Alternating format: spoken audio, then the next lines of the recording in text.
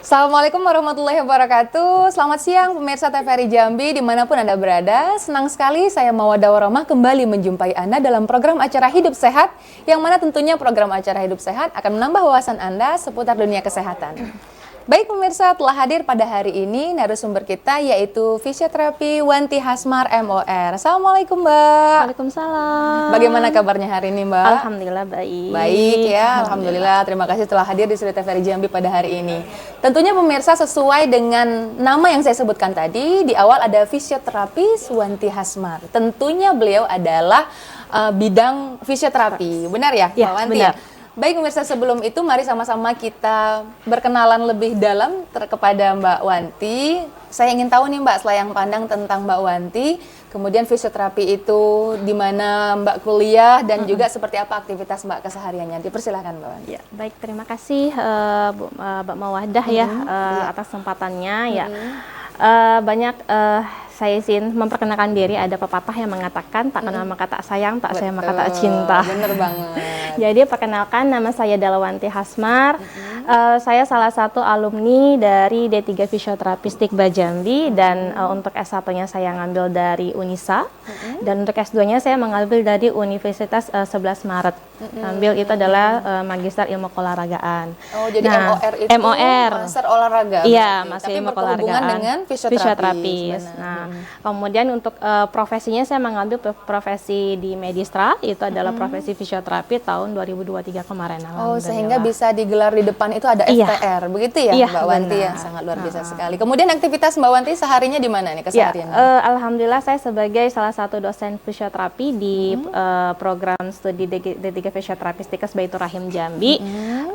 Di situ saya juga alhamdulillah jadi sebagai baru pengangkatan kabupaten menjadi sekretaris prodi, alhamdulillah diberikan amanah. Baik, berarti merupakan dosen praktisi ya? Dosen tentunya praktisi, ya. Untuk iya. fisioterapi ini sendiri, apakah ada klinik atau memang fokus di kampus atau seperti apa nih untuk Iya. fisioterapi?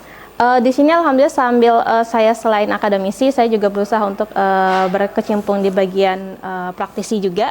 Jadi praktisi itu, jadi fisioterapi itu bukan hanya ibarat tahu teori istilah itu juga harus bisa dipraktek. Jadi alhamdulillah saya diamanahi oleh Allah bisa membuka praktek sendiri atau praktek mandiri, yaitu namanya Neuroscience Fisioterapi. Alhamdulillah baru 2 bulan yang lalu launchingnya, alhamdulillah. Wah, sangat luar biasa sekali ya. Berarti tepat sekali nih kami mengundang Mbak Wanti tentunya untuk membahas tentang fisioterapi ya. Pemirsa, tema kita pada hari ini yaitu pendekatan fisioterapi terhadap tumbuh kembang anak. Bener ya? Ini Benar. menarik sekali nih Mbak Wanti nih. Kadang mungkin pemirsa nggak tahu nih, apa sih fisioterapi, seperti itu ya.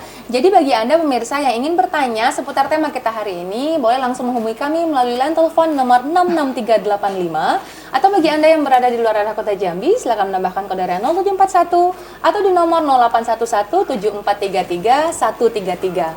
Nomor ini juga bisa Anda hubungi melalui telepon by WA. Baik pemirsa, mari kita bahas nih Mbak Wanti tentang tema kita terlebih dahulu. Mungkin pemirsa banyak belum tahu nih Mbak Wanti tentang fisioterapi dan terkhusus lagi yaitu fisioterapi anak. Bisa Mbak Wanti untuk jelaskan terlebih dahulu untuk edukasi para pemirsa yang ada di rumah. Dipersilakan Mbak Iya, Wanti. baik, terima kasih. Selamat siang Bapak Ibu ya, semoga dalam keadaan sehat walafiat. Nah, jadi di sini kalau tadi kita berbicara tentang fisioterapi, banyak yang belum apa sih itu fisioterapi? Apakah sama terapi dengan terapi di luar sana ya atau terapi alternatif? Jadi sangat berbeda. Jadi saya sini juga ingin meluruskan terkait fisioterapi itu sendiri. Jadi fisioterapi itu suatu pelayanan kesehatan. Jadi pelayanan kesehatan yang ditujukan kepada individu ataupun kelompok dan atau lebih spesifikasinya itu lebih ke gangguan fungsi dan gerak. Nah, jadi kalau misalnya ada gangguan fungsi dan gerak itu berarti itu layanan dari fisioterapi. Nah, apa saja sih yang dilakukan ya? Salah satunya dengan latihan, dengan modalitas. Nah, selain itu juga dari fisioterapi itu, apalagi fisioterapi anak ya. Nah, fisioterapi anak itu kan banyak yang misalnya nih usia misalnya 1 tahun tapi kok belum bisa merangkak ya. Nah, misalnya itu kan berarti gangguan fungsi dan gerak. Nah, jadi itu peran fisioterapi sangat penting di sana ya. Jadi, nah selain itu juga jika misalnya apakah hanya fisioterapi anak? Ya tidak. Jadi fisioterapi itu bisa untuk lanjut usia. Jadi intinya dari masa bayi hingga ke masa lansia. Itu jadi dari bayi sampai ke lansia itu bisa semua insya Allah ditangani fisioterapi. Yang penting dia berkaitan dengan fungsi dan geraknya. Jadi misalnya sakit lutut, itu bisa fisioterapi juga. Dan fisioterapi itu juga ada dikatakan seorang prodinya atau program studinya namanya fisioterapi ya. Tapi yang dikatakan fisioterapis berarti orang yang sudah lulus dari akademisi. Nah, akademisi ini bisa ada D3, S1, S2 ataupun S3 bahkan profesi. Nah, jadi kalau misalnya dia menyatakan fisioterapi A misalnya, tapi dia nggak berkecimpung di bagian pendidikan atau tidak mengikuti D3, itu bukan fisioterapi, tapi itu terapi alternatif seperti begitu. itu. Berarti di situ terjadi perbedaannya ya antara fisioterapi dan terapi. Ya mungkin di luar juga ada ya tempat lain. Cuman kalau untuk fisioterapi ini mungkin lebih seperti ada pendidikan khususnya begitu ya. Kemudian bisa diawali dari D3, kemudian S1, kemudian S2 sampai hingga S3. S3-nya ada juga? Ada. Alhamdulillah sudah lumayan banyak untuk S3 dari fisioterapi. Dan untuk ke praktisinya juga lebih ke profesinya tadi. Nah, ketika fisioterapi ingin mengembangkan menjadi praktisi yang membuka praktek, kita harus profesi dulu. Betul, baik. Nah, membahas tentang tema kita ini mengenai tumbuh kembang anak. Ini sangat penting sekali sebenarnya untuk edukasi pemirsa di rumah. Kalau misalnya ada mungkin sering terjadi pengeluhan itu ketika anak lambat jalan, seperti itu ya. Ini pasti dari dokter anak akan diarahkan ke fisioterapis. Biasanya seperti itu ya. Nah, jadi pemirsa jangan khawatir nih karena ada fisioterapi di sini. Jadi kalau bagi Anda yang ingin bertanya seputar tumbuh kembang anak, silakan langsung saja hubungi kami melalui line telepon nomor 66385, atau bagi Anda yang berada di luar area kota Jambi, silakan menambahkan kode 0741 atau di nomor 08117433 Baik. Mari awalnya kita bahas terlebih dahulu tentang perkembangan tumbuh kembang anak nih. Silakan kami persilakan untuk Mbak Wanti menjelaskan seputar tema kita pada hari ini. Ya, baik. Jadi menurut ada slide ya terkait tentang gambar tumbuh kembang anak itu. Jadi tumbuh kembang anak itu dari 0 atau newborn atau baru lahir hingga ke 1 bulan itu perkembangan otaknya sangat pesat. Jadi kurang lebih 41%. Jadi 41% itu perkembangan otaknya sangat meningkat. Namun kalau untuk usia 2 bahkan ke 5 tahun, perkembangan otaknya di situ dia nggak secepat dari 0 sampai 1 tahun. Makanya ada untuk menstimulasi anak supaya tumbuh kembangnya baik, itu sebenarnya bagusnya adalah di 0 sampai 1 tahun. Namun kalau sudah terlewat bagaimana ya, nggak ada masalah. Nanti bisa distimulasi lagi. Namun untuk perkembangannya lebih cepat adalah di 0 sampai 1 tahun. Nah, kemudian di selanjutnya adalah nanti ada tumbuh kembangnya atau milestone-nya. Kalau 1 bulan si bayi bisa ngapain sih gitu. Nah, mungkin nanti di slide selanjutnya. Jadi kalau misalnya di 1 bulan berarti si bayi tadi baru bisa misalnya terlentang, kemudian tidur miring kanan kiri. Nanti di usia 3 bulan dia sudah bisa mengangkat kepala. Nanti kalau misalnya di usia 4 bulan ataupun 5 bulan dia sudah mulai untuk merayap, atau misalnya udah mulai tengkurap agak kuat sehingga sampai ke merangkak ke duduk nanti baru mulai untuk bertatih berdiri, kemudian untuk sampailah ke berjalan. Nah, jadi masa-masa ini nggak boleh lewat. Gitu. Jadi kalau misalnya nih fase merangkaknya terlewati atau fase merangkaknya cuma sebentar, bahkan mungkin ada 1 bulan, itu tumbuh kembangnya agak apa ya?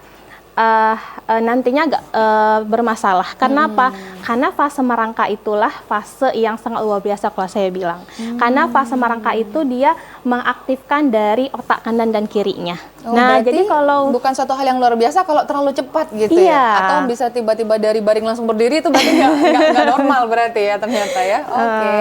Kemudian gimana tuh Mbak Wanti selanjutnya? Jadi ketika si anak tadi ya beberapa fase tadi terlewati gitu ya. Jadi kalau fase itu terlewati maka nanti akan bermasalah salah satunya.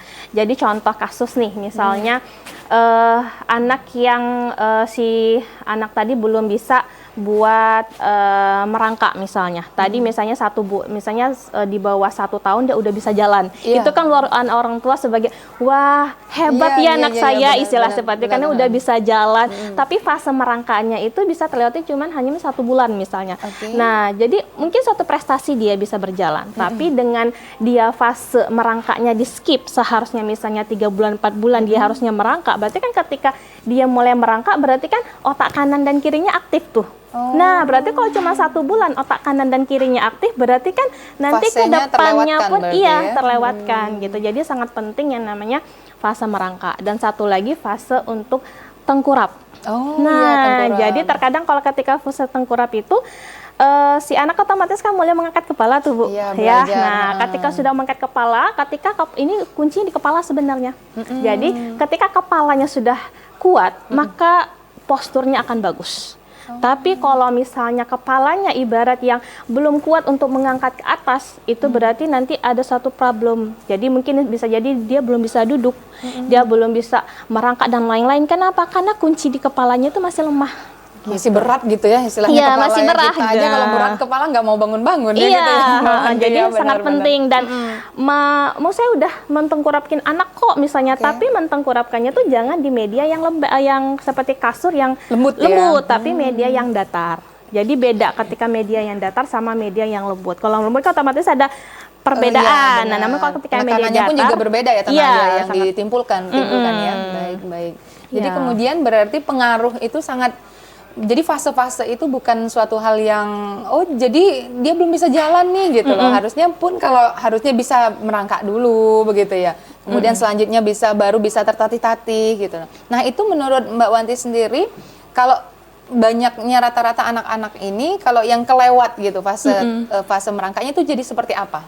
Iya, jadi ibarat tadi ya, kalau udah fase ibarat kalau udah 1 tahun atau 2 tahun, otomatis kan merangkaknya udah terskip ya. Benar. Nah, terus ngapain? Ya tetap dilatih merangkak. Jadi dalam bentuk permainan. Nah, jadi misalnya kita buat seperti kardus ya, mungkin ada kardus yang nggak dipakai ataupun di kolong meja gitu. Jadi di kolong meja kita sediakan atau kursi bentuk kolongan, jadi si anak itu merangkak di bawah meja tersebut. Jadi dia tetap mengaktifasi otak kanan dan kiri, tapi memang enggak seefektif dari bayi tadi gitu. Namun jadi intinya si anak tuh harus tetap, kalau misalnya dia fase tengkurapnya yang belum dapat atau misalnya hanya sebentar, berarti kita dalam bentuk permainan. Contoh permainan misalnya si anak tadi tengkurap misalnya di sini dinding ya. Nah, misalnya di sini dinding, si anak di sini tengkurap, kemudian ada bola. Dia misalnya mulai mengambil bola dari atas ke bawah. Jadi dia mengontrol dari kepalanya tadi. Nah, jadi tetap kita stimulasi walaupun sudah lewat, tapi kita dalam bentuk permainan. Oke, menarik sekali pembahasan kita pada hari ini. Mohon izin kita jeda terlebih dahulu. Nanti setelah ini kita sambung kembali ya, Mbak ya. Baik pemirsa, tetaplah bersama kami. Kami akan kembali setelah pariwara berikut ini.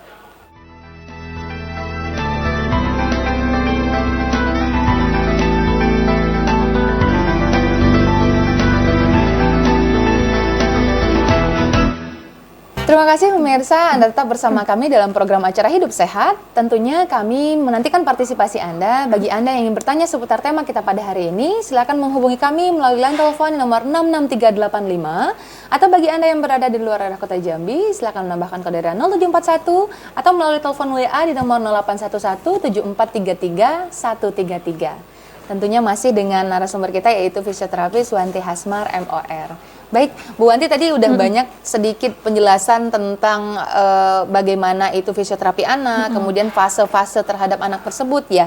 Sekarang yang saya tanyakan ini seberapa penting nih kalau untuk aktivitas gerak bagi seorang anak itu? Karena mungkin kan kadang anak-anak kecil ini tidak boleh terlalu dipaksakan atau mungkin seperti apa kalau menurut fisioterapi itu sendiri, dipersilakan Mbak Wanti.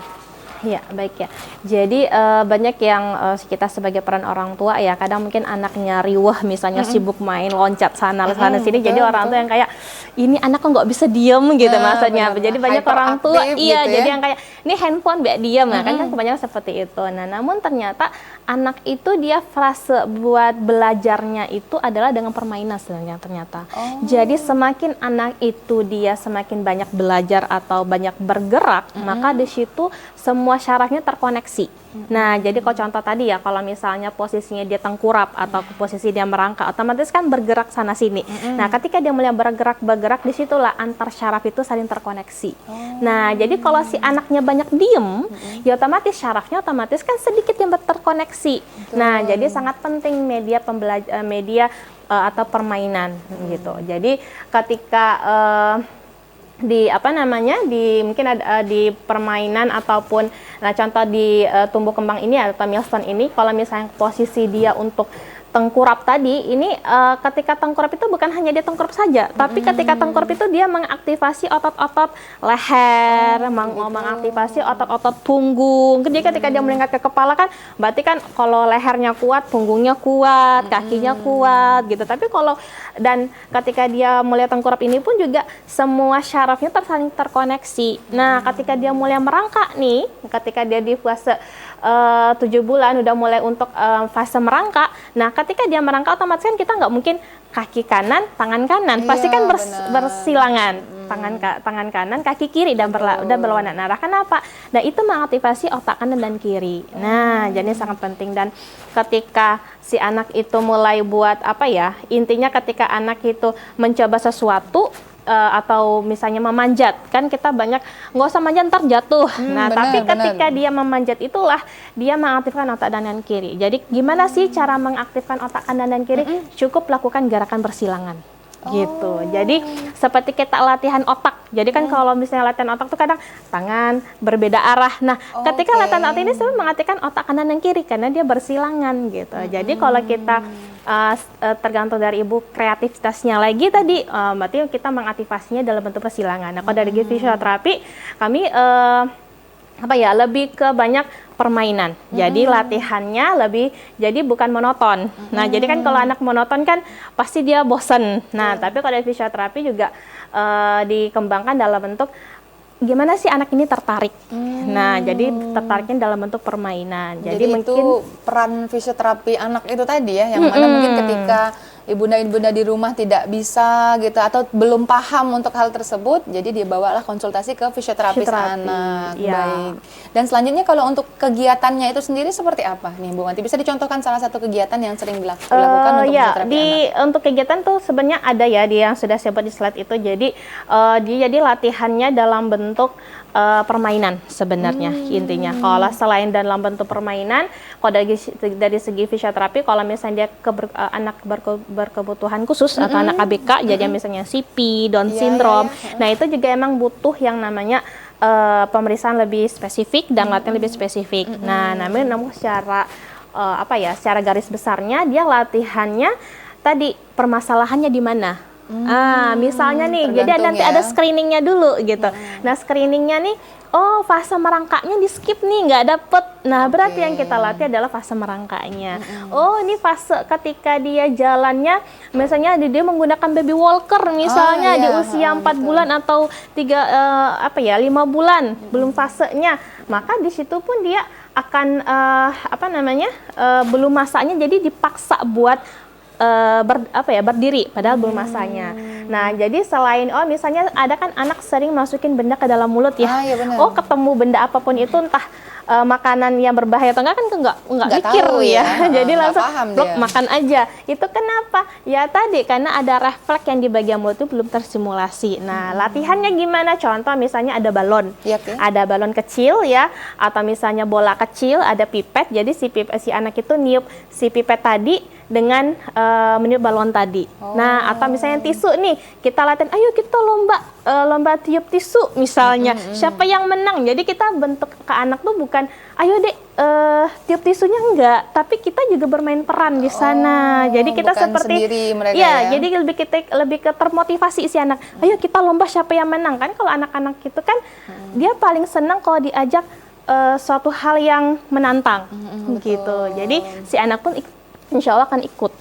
Jadi dalam bentuk kita perlombaan dan juga seraya mendampingi begitu ya.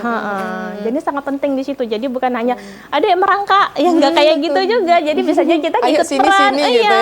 Jadi ayo itu ada bola, ayo siapa yang menang misalnya. Jadi dia mencontoh sekali.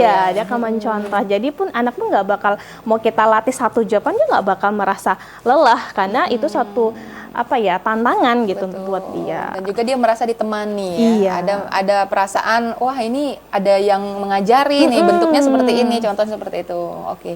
Kemudian tadi membahas tentang baby walker nih, Mbak Wanti.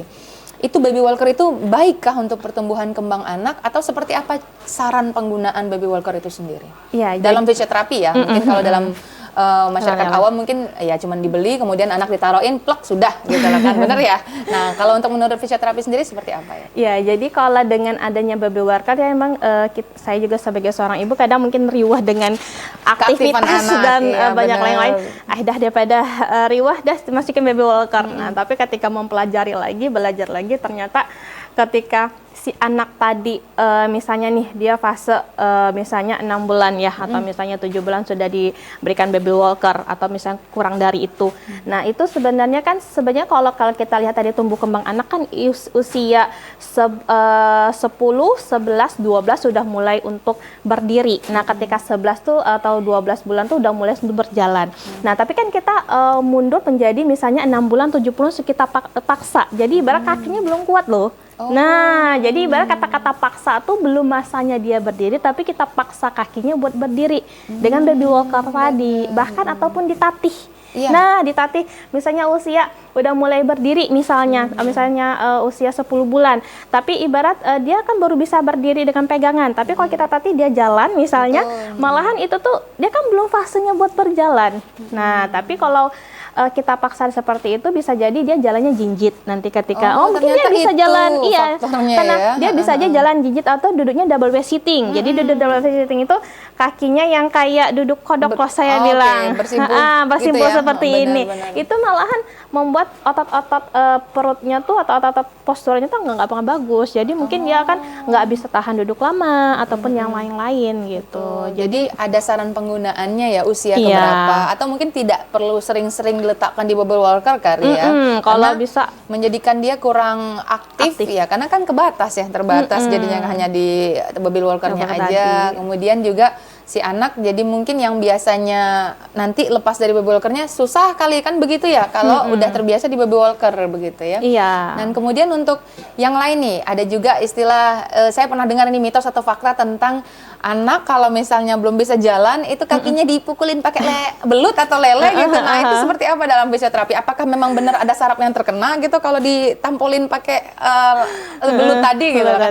Tapi itu sering dilakukan oleh beberapa orang. Apakah itu mitos atau fakta? Untuk fisioterapi sendiri seperti apa memandang hal tersebut? Lucu juga sih saya. Tapi unik ya sebenarnya. Mana tahu kan jangan-jangan nggak apa-apa karena si belut jadinya ada ngenain saraf kaki gitu kan, mana tahu. Itu gimana kalau menurut fisioterapi sendiri? Iya, kalau dari segi fisioterapi sih ya Mbak. Jadi ibarat kalau fisioterapi itu kan kalau tadi berjalan ya, berjalan dengan diberikan belut ya. Nah, sebenarnya kalau berjalan itu dia nanti berkaitan dengan postur tubuh. Nah, jadi kalau si anak itu udah bisa membedakan depan, belakang, atas, bawah, kanan, dan kiri, maka di situ dia akan lebih mudah. Tapi kalau misalnya si anak tadi belum mengenali itu, contoh nih, dia tengkurapnya sedikit, merangkaknya sedikit, otomatis kan permasalahan nantinya. Nah, ketika permasalahan nantinya tadi, otomatis fase untuk berjalannya pun nanti akan bermasalah gitu. Jadi kalau misalnya tadi diberikan belut ya, kalau menurut pribadi saya, tapi ya tergantung dari pendapat orang lainnya bebas ya berargumentasi gitu.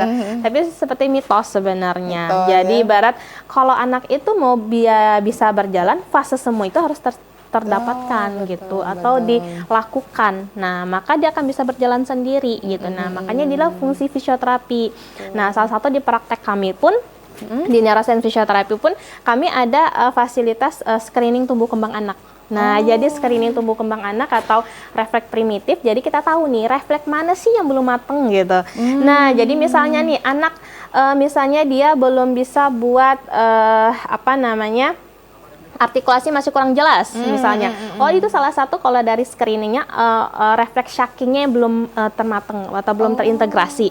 Nah, jadi ketika kita dapat screeningnya tadi, ini refleksnya belum mateng nih, maka kita latih. Nah, latihnya gimana? Ya tadi contoh misalnya niup balon, niup tisu, atau dengan stimulasi yang lainnya lagi. Jadi kemudian latihan seperti alat berekiasi itu kan ada ya yang seperti dia bisa memanjat. Nah, dengan manjat itulah dia menstimulasi dari tumbuh kembangnya tadi gitu. Jadi bukan hanya berjalan, bahkan Ya tadi berjalan itu akhir sebenarnya. Kalau yang lain tuh udah terpenuhin, tapi yang lain belum terpenuhin, maka yang selanjutnya pun akan bermasalah. Gitu. Jadi fase itu sendiri seharusnya memang berkesinambungan, Iya, dia berstep-step begitu, tidak boleh harus langsung bisa jalan, kemudian dia tidak bisa merangkak dan sebagainya. Nah, jadi sebaiknya itu pada usia berapa nih para orang tua khawatir atau membawa anaknya ke fisioterapis atau terlebih dahulu ke dokter anak yang nanti akan diteruskan didiagnosakan ke fisioterapis ini biasanya di umur berapa nih? Jadi intinya tadi ya, kalau fisioterapi kan gangguan fungsi dan gerak. Nah, jadi kalau misalnya si anak tadi ya usianya misalnya 1 tahun, dia belum bisa duduk, belum bisa merangkak, belum bisa berjalan, atau misalnya belum bisa duduk. Nah, itu kan berarti suatu hal yang sudah di luar wajar. Nah, gitu. Jadi itu udah bisa diberikan atau berkonsultasi ke fisioterapi. Nah, nanti di fisioterapi akan diberikan treatmentnya, diberikan screeningnya, diberikan ini latihan seperti ini. Nah, dari situlah insya Allah tumbuh kembangnya. Dan di fisioterapi pun juga nanti ada edukasi. Oh, ibu nanti latihan di rumah seperti ini ya bunda. Jadi kalau anaknya nanti jadi bukan latihannya ketika datang aja, tapi ketika selesai dari situ pun ada home program yang harus dilakukan si ibu sama anak tadi supaya pertumbuhannya atau perkembangan si anak lebih cepat gitu. Jadi walaupun misalnya apakah fisioterapi itu pada anak saja, tidak bisa untuk, jadi kalau saya bilang tadi sepanjang daur kehidupan gitu ya, dari kita bayi sampai ke lansia. Berarti kalau stroke bisa nggak? Insya Allah bisa, selagi dia bermasalah pada fungsi dan gerak. Begitu. Itu biasanya terjadi seperti itu tuh penyebabnya apa ya? Kenapa kok bisa melambat seperti itu? Atau kenapa anak tersebut belum bisa begini atau begitu? Kira-kira apa pengaruh yang paling sering atau paling besar ditemui pada pasien tersebut? Ya, rata-rata yang kenapa dia terlambat ya, atau misalnya belum bisa berjalan ataupun berdiri ataupun duduk, itu salah satunya karena si anak tadi ada fase milestone tadi, tumbuh kembangnya tadi terlewatin, ataupun juga ada faktor keterlambatan dari motorik si anak tadi atau bawaan. Jadi kalau sampai seperti anak CP, Down syndrome, itu kan emang sudah permasalahan di otaknya tadi ya. Nah, sehingga menyebabkan si anak kalau misalnya CP kan adanya disabilitas. Nah, jadi dengan adanya disabilitas itu otomatis kerusakan otak itu membuat kelumpuhan pada area tubuhnya. Nah, itu memang harus dilatih secara lebih spesifik lagi gitu. Jadi dan treatmentnya pun juga lebih spesifik sebenarnya. Kalau yang saya jelasin tadi merangkak, tummy time atau tengkurap itu lebih ke secara umum. Jadi ibarat anak itu harus dapat fase itu loh. Itu kuncinya di sana sebenarnya. Jadi keistimewaan tummy time itu sendiri ada beberapa hal yang harus dia kerjakan begitu ya, tidak boleh terlewat seperti itu. Sehingga kalaupun misal udah kelewat nih, contoh ada umur anak-anak dia nggak pakai merangkak, itu dari fisioterapi sendiri bagaimana bisa mendiagnosanya dan berapa lama biasa proses dia bisa jadi merangkak itu biasanya? Ya, jadi kalau misalnya kita bisa tahu dia merangkaknya terskip atau tidak itu dari screening. Nah, jadi ada screeningnya. Nah, tadi kita lihat ada beberapa pertanyaan ya dari ke orang tua tadi, si anak udah bisa ngapain di usia sekian, kemudian nanti kita lihat jadi permasalahannya, dia udah bisa ngapain, seharusnya di usia misalnya di usia satu tahun harusnya udah bisa berdiri, tapi kok belum bisa, tapi malahan dia baru bisanya duduk, berarti kan fasenya mundur. Nah, jadi kita panduannya dari milestone tadi atau tumbuh kembang tadi, dapat nih permasalahannya di sini, maka kita stimulasinya gimana? Ya salah satunya tadi kita latih otot-otot posturalnya tadi. Nah, berarti posturalnya kuncinya di leher tadi sebenarnya. Jadi kita bentuk walaupun dia udah bisa tengkurap ya, udah bisa ngangkat kepala, tetap kita latih kepalanya. Jadi dia posisinya tengkurap atau misalnya ada bola, dia posisinya bagaimana, intinya kita mengontrol kepalanya supaya lebih kuat intinya. Ketika kepala sudah kuat, maka yang lain juga akan kuat. Nah, baru kita stimulasi lagi yang lain. Nah, jadi kalau untuk fase dia bisa kapan bisa sembuhnya atau berapa lama itu tergantung dari tumbuh kembang si anak tadi sebenarnya. Baik, luar biasa sekali Mbak Wanti. Mohon izin kita jeda terlebih dahulu ya. Baik pemirsa, tetaplah bersama kami. Kami akan kembali setelah pariwara berikut ini.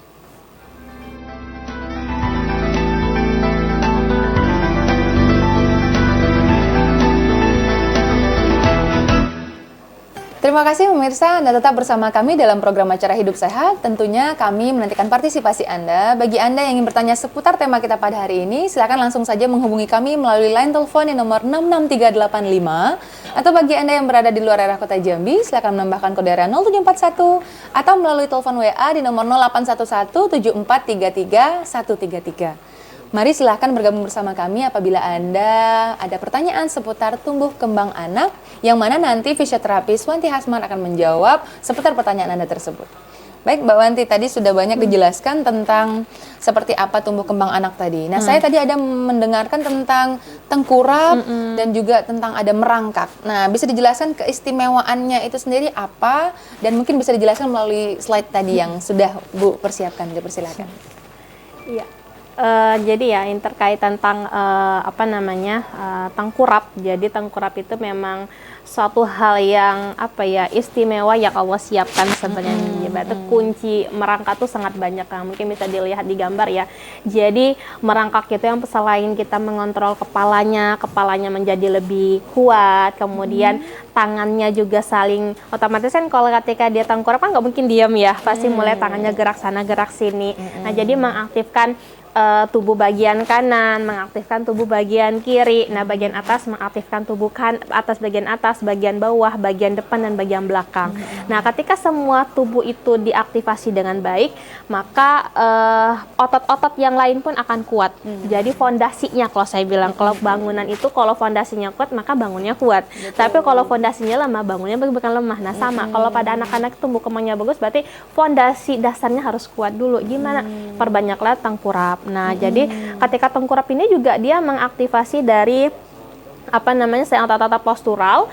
Jadi itu mengaktifasi refleks salah satu. Nah, jadi mungkin ada ngelihat anak bayi yang nangis karena menarik rambutnya sendiri. Nah, ya itu iya, itu kan terkadang kesel kok gitu. bisa gitu anaknya nangis. Nah, itu ya karena ketika dia tangannya kan pasti kalau misalnya 0 sampai 3 bulan kan ketika memberikan tangan ke jarinya pasti kan langsung digenggam. Itu namanya refleks grasp atau refleks menggenggam.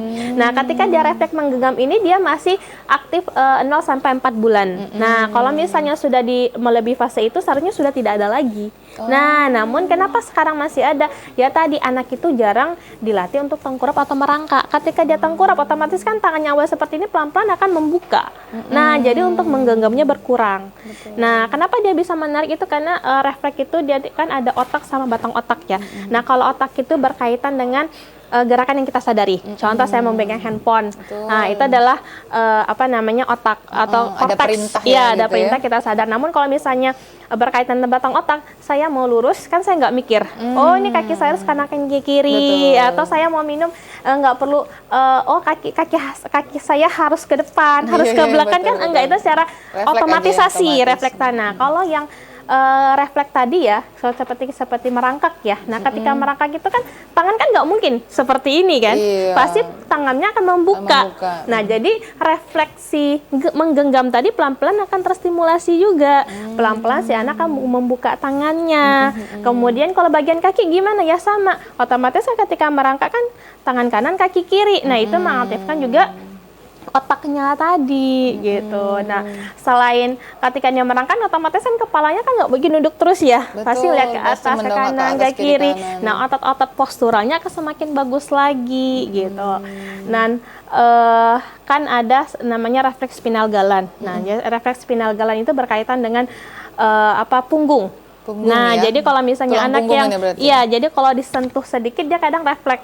Nah, itu salah satunya efeknya ngompol. Misalnya usia 6 bulan 6 tahun atau 5 tahun kok masih sering ngompol. Salah satu refleks spinal galannya belum teraktivasi di sana atau belum terintegrasi. Ada pengaruh sarafnya ada juga pengaruhnya berarti di sana. Nah, jadi dengan fisioterapi itulah mengaktifasi kembali atau mengintegrasikan kembali semua refleks yang belum matang tadi. Oh, berarti nggak ngaruh itu ya, pusatnya dikasih belalang gitu biar nggak ngompol Iya, lagi, nggak itu sebenarnya. sama sekali nggak ngaruh sebenarnya. Itu Iya. ada mitos kan? Pernah Iya, dengar nggak, Mbak benar-benar. Wanti? Biar anaknya nggak ngompol lagi, puser-pusernya dikasih belalang atau apa gitu.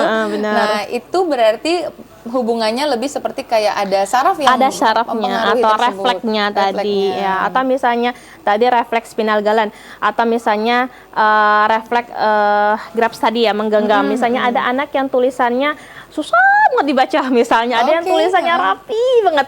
Nah, itu sebenarnya ketika rapi itu berarti refleks tangannya bagus atau refleks menggenggamnya udah tidak mateng gitu. Tapi kalau misalnya sudah kok tulisannya kayak ceker ayam misalnya nggak bisa dibaca, itu refleks dari grabs-nya itu belum terintegrasi dengan baik, atau bisa jadi ketika dia fase anak-anak atau bayi tadi refleks grabs-nya jarang distimulasi. Berarti di fisioterapi juga bisa melatih anak untuk menulis dengan baik, maksudnya ya kalau mungkin anak yang fasenya belajar gitu, tapi kita ngeliat oh dia nggak bisa mampu, berarti bisa juga di fisioterapi. Bisa, namun kita bukan untuk cara dia penulisan baik, tapi dari kita sarafnya, penggerak refleksnya motoriknya tadi. Nah, bisa jadi stimulasinya gimana? Ya salah satu misalnya merangkak, ataupun misalnya dia posisinya apa namanya kayak posisi tengkurup, ada bola, posisi tengkurup tangannya seperti ini dan lain-lain. Jadi kita stimulasinya refleksnya tadi. Jadi kalau anak-anak ini di ranah apa saja nih bisa kita bawa ke fisioterapi anak, seperti kayak nggak bisa jalan, di usianya belum bisa jalan, kemudian misalnya ngomongnya belum jelas, bisa ke fisioterapi ya pemirsa. Itu berarti bukan hanya ke komunikasi saja, tapi mungkin juga ada saraf yang harus bisa diperbaiki atau dilatih terus begitu ya. Kemudian apa lagi nih Mbak Wanti yang bisa masalahnya bisa dikonsulkan ke fisioterapi untuk anak itu sendiri? Jadi kalau untuk fisioterapi anak ya, selain dia gangguan tumbuh kembang tadi, tumbuh kembang itu kan banyak ya. Bisa jadi kalau anak yang dia bermasalah pada area apa namanya akademisi, nah itu juga kita melatihnya bukan cara pengajarannya, tapi kita latih, kita screening dulu. Oh, refleks mana nih yang belum terintegrasi, refleks mana nih yang belum benar gitu. Nah, ketika refleks itu benar, maka dia akan mudah melakukannya. Nah, kenapa dia belum bisa melakukan itu? Ya karena refleksnya tadi belum dibenerin. Nah, jadi refleksnya dibenerin dulu. Ketika refleksnya dibenerin, secara otomatis gangguan tadi akan hilang. Nah, sebenarnya membuat dia gangguan tumbuh kembang tuh salah satunya karena refleksnya tadi.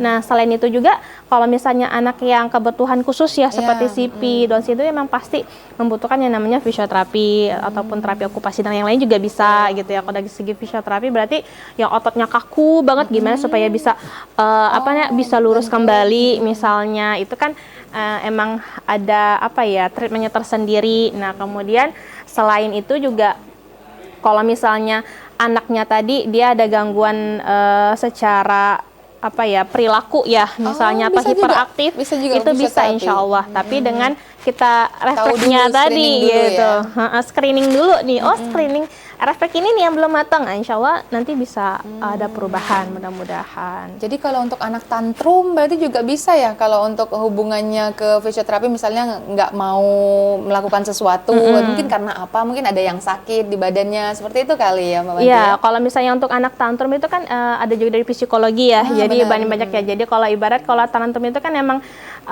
agak kompleks juga. Nah, jadi kalau dari segi fisioterapi itu intinya kita cek refleksnya sebenarnya. Refleks yang belum mateng atau belum bagus atau masih proses permasalahan. Nah, maka kita selesaikan refleks tersebut, maka yang lain akan berkembang lagi atau akan ada pemulihan intinya gitu. Kalau terkait tentang artikulasi tadi, kalau speech kalau dari terapi wicara kan juga ada ya. Nah, namun kalau dari segi fisioterapi dalam bentuk latihan. Nah, latihannya ya misalnya ayo kita tiup lilin misalnya, atau tiup balon, atau misalnya latihan yang untuk mengaktifasi mulutnya. Intinya seperti itu. Dan satu lagi, kalau misalnya anak itu bisa bicara, itu bukan kita melakukan flashcard ya. Nah, ayam, bebek misalnya gitu kan. Jadi si anak kadang respon langsung ayam, dia tahu gitu, dia bisa mengungkapkan. Tapi ternyata anak itu dia harus paham maksudnya. Jadi kalau misalnya kita mau mengenalkan benda, misalnya contohnya misalnya gelas. Nah, gelas warna putih misalnya. Lihat ada gelas warna putih misalnya ya. Izin. Oh, gelasnya warna putih. Kemudian misalnya ada airnya di dalam misalnya. Jadi kita dalam bentuk dongeng sebenarnya. Nah, jadi nanti kalau kita tanya, "Dek, tadi gelasnya warna apa ya?" Putih, dia akan secara otomatisasi. Jadi kita pancing dulu beberapa hal ya, gitu kita pancing dalam bentuk cerita. Oh, misalnya ini mobil warna merah lagi terbang misalnya. Mobil warna merahnya tenggelam. Tadi warna mobil apa ya yang tenggelam misalnya? Mobil warna merah. Jadi dia akan mudah daya tangkapnya komunikasi ke sana sebenarnya. Jadi bukan hanya dia tahu cara penyebutannya saja, tapi dia harus paham dulu apa sih itu gitu. Jadi di otaknya harus mencerna bagaimana dan seperti apa komunikasi tadi terjalin begitu Iya. ya. Dia juga harus menyimak, mendengarkan seperti itu ya. Dan dia kalau bisa juga menyentuh. Oh, ini bentuknya ini bentuk mobil. Wajar ya, ini sering bentuk ada harus mainan ada. anak-anak Iya, itu. jadi tahu gitu. Benar. Mungkin kalau misalnya kita lihat gambar ayam yang berbeda, pasti mungkin dia nggak sulit untuk menyebutkan itu apa, karena dia hanya melihat. Jadi emang harus distimulasi dari mata, pendengaran, sama taktil atau tangan. Jadi tiga ini harus menjadi satu kolaborasi, saling terintegrasi. Jadi kita mau mengenalkan benda, lihatkan mata, fungsikan matanya, fungsikan pendengarannya, fungsikan indranya, indra tangannya tadi. Dia bisa merasakan. Itu insya Allah pemahamannya akan lebih.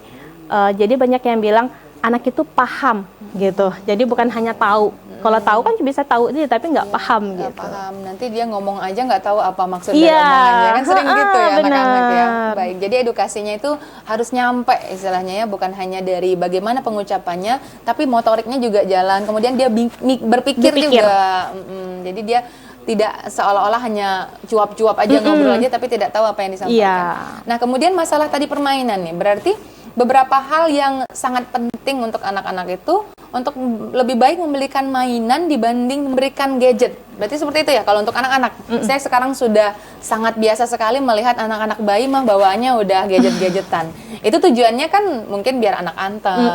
Ternyata setelah saya mendengar penjelasan dari Mbak Wanti tadi, malahan gak bagus anak itu anteng ya. Harus aktif harus bergerak ke sana ke sini dan seperti apa dia bisa bergerak gitu ya, saking pentingnya stimulus gerak itu tadi. Nah, bagi Mbak Wanti sendiri itu bagaimana saran untuk pemirsa yang memberikan gadget kepada anaknya yang masih kecil atau masih bayi-bayi yang harusnya itu bertumbuh kembang dengan baik, dengan gerak dan aktif seperti itu. Menurut Mbak Wanti seperti apa?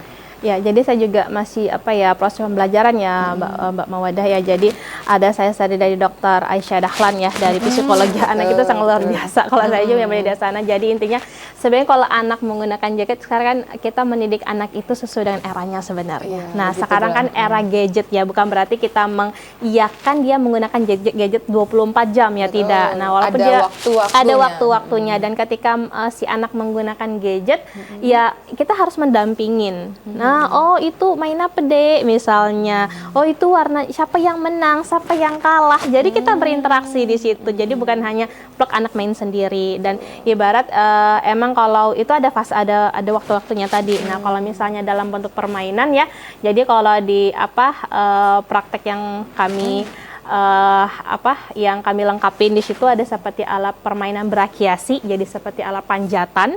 Nah, jadi ketika si anak manjat, kemudian atau anak yang perosotan, ataupun anak-anak yang dia dilatih keseimbangannya, nah di situ insya Allah yang permasalahan yang ada pada anak itu bisa teraktivasi sebenarnya. Berarti itu permainan-permainan itu disediakan di klinik ya, di kliniknya Mbak Wanti. Itu seperti apa ya gambar tempat permainannya itu? Nah, seperti ini berarti ya? Iya. Nah, yang atas itu berarti panjat-panjat? Iya, itu alat berakiasi. Nah, jadi di alat berakiasi itulah jadi kan ada panjatan, nah kemudian ada perosotan. Ketika dia dari perosotan itu dia merangkak ke atas, itu kan dia menstimulasi motoriknya, sensoriknya, refleksnya. Nah, kemudian di situ ada tangga ya, dia otomatis merangkak ke atas, kemudian nanti dia turun ke bawah lagi, dan permainan edukasi yang lainnya itu. Jadi si anak itu kita simulasi dalam bentuk permainan, dan bentuk permainannya pun kita latih, bukan si anak aja kita suruh, tapi kita juga berkompetensi di sana, atau kita juga latih ada peran si anak, di situ kita. Ada perannya di sana gitu. Nah, kemudian ada lagi di selanjutnya di situ, slide berikutnya lagi. Iya, di slide selanjutnya itu ada berkaitan dengan latihan keseimbangan. Nah, jadi si anak itu melatih keseimbangannya. Jadi kalau misalnya ada anak itu nggak ada benda apa-apa di sana, tapi kok mudah tersandung ya, kok mudah jatuh ya. Betul. Itu salah satu otot-otot bagian kakinya atau posturannya yang lemah. Jadi begitu. Jadi gimana untuk melatihnya? Ya dengan latihan keseimbangan, ataupun latihan mengaktifasi dari otot kaki, otot tangan gitu. Jadi lebih ke latihan sebenarnya. Jadi ibarat exercise ya istilahnya. Iya, exercise. Jadi ada kalau dari fisioterapi itu exercise is medicine. Latihan itu adalah obatnya sebenarnya. sebenarnya. Jadi dengan latihan, dengan gerak itulah mengobati dari si permasalahan tadi. Begitu. Nah, yang saya tahu kan kalau fisioterapi ini ada menggunakan alat-alat nih, seperti alat infrared atau alat sinar atau apa. Nah, kalau untuk kasus anak-anak seperti ini, apakah anak-anak itu kita berikan alat tersebut atau penyinaran seperti apa, seperti itu ada berpengaruh nggak kira-kira Mbak Wanti? Silakan dijelaskan Mbak Wanti. Iya, baik. Jadi kalau untuk modalitas alat ya, kalau misalnya dia seperti anak CP, Down syndrome, misalnya itu kan biasa kita gunakan infrared. Nah, infrared itu hanya untuk pemanas saja sebenarnya, tapi lebih banyak latihannya tadi. Nah, latihannya berdasarkan hasil screeningnya tadi. Hasil screeningnya apa, permasalahannya apa, diselesaikan dengan permasalahannya ada. Gitu. Begitu. Baik, Mbak Wanti. Mohon izin kita jeda terlebih dahulu ya. Baik pemirsa, tetaplah bersama kami. Kami akan kembali setelah pariwara berikut ini.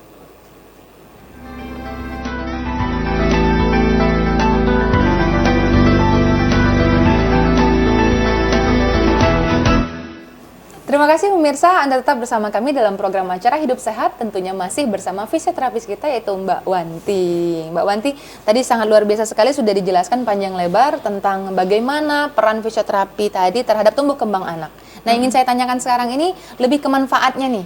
Kalau untuk peran kan udah nih, oke, berarti nanti pemirsa juga mau tahu nih, apa manfaatnya untuk fisioterapis nih, gitu kan. Bisa sendiri juga kok, tadi diajak main, udah Mbak Wanti jelasin tadi kan. Nah, mungkin bisa dijelaskan lebih detail, seperti apa manfaat fisioterapis itu bagi anak-anak atau hingga bagi semua usia yang bisa konsultasi ke fisioterapi. Silakan Mbak Wanti. Baik ya. Jadi intinya manfaat fisioterapi itu sangat penting ya, sangat banyak kalau saya bilang, karena dari fisioterapi itu kita bisa kalau dari segi tumbuh kembang anak berarti kita bisa tahu dia permasalahannya di mana, kemudian yang harus diperbaiki yang mana, latihan seperti apa. Dan jadi kalau saya dulu jadi alumni dari D3 fisioterapi, jujur dalam hati ketika masih semester 5 kalau itu D3, jadi terbenak dalam hati, ya Allah aku pengen ngembangin fisioterapi. Alhamdulillah sampai sekarang tuh masih terketak dalam hati. Nah, jadi intinya saya bangga menjadi seorang fisioterapi. Kenapa? Dari fisioterapi saya tahu apa sih yang bisa kita lakukan untuk masyarakat. Nah, jadi kan emang Allah bilang itu manusia yang paling baik itu adalah manusia yang paling banyak bermanfaat bagi orang lain. Nah, jadi ketika saya masuk fisioterapi itu memang saya dikenalin sama kakak seperti itu. Jadi taunya fisioterapi itu taunya tukang ronsen awalnya gitu. Atau juga tukang urut. Iya, saya juga seperti itu. Tapi ketika saya menjalani, oh ternyata banyak hal ya. Beda banget gitu. Nah, gitu. Jadi ibarat yang banyak, oh fisioterapi tukang bicara. Ternyata ya ketika kita sudah paham ya terserah mereka mau berbicara tentang apa. Betul. Tapi yang penting pemahaman kita fisioterapi beda kok sama yang lain gitu maksudnya. Dan fisioterapi salah satunya yang ada di karena alhamdulillah saya di Stigba ya, salah satu.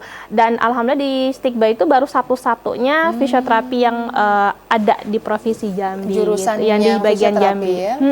Jadi ibarat kalau dan di situ masih D3 gitu. Jadi ibarat kalau D3 yang lebih ke praktisi ini bagaimana. Jadi ibarat dari fisioterapi itu banyak yang belum dikenal, namun ternyata fisioterapi itu sangat suatu hal yang membanggakan kalau saya. Kemudian untuk lapangan pekerjaannya bagaimana? Banyak kalau lapangan pekerjaan. Karena langka masih ya. Karena prodinya aja baru satu-satunya ada di Jambi ya, di Stigba itu sendiri. Nah, itu seperti apa langkahnya gimana nih Bu Wanti kalau untuk fisioterapi itu sendiri? Ya, jadi kalau untuk fisioterapi itu untuk profesi atau lapangan pekerjaan banyak ya. Biasanya bisa, kalau mau fisioterapi anak berarti nanti bisa mengembangkan fisioterapi anak. Mau fisioterapi olahraga bisa mengembangkan ke fisioterapi olahraga. Mau fisioterapi kesehatan wanita juga bisa. Atau fisioterapi neurologi itu juga bisa. Jadi atau fisioterapi muskuloskeletal, contohnya sakit lutut, sakit leher dan yang lain itu juga bisa. Nah, atau fisioterapi geriatri, lansia. Ternyata banyak. Nah, jadi tergantung kita peminatannya kemana. Dan beruntungnya di D3 ini kita mempelajari semua Bu Mawadah. Nah, jadi dari bagian case one semuanya kita pelajari, tergantung kita mau mengembangnya kemana gitu maksudnya. Jadi ibarat tergantung dari fisioterapisnya lagi nih, dia mau ngembangin kemana gitu. Nah, kalau dari saya pribadi, saya lebih tertarik ke bagian neuroscience, makanya praktek yang saya kembangin itu namanya adalah berkolaborasi sama temen ya, ada 4 temen.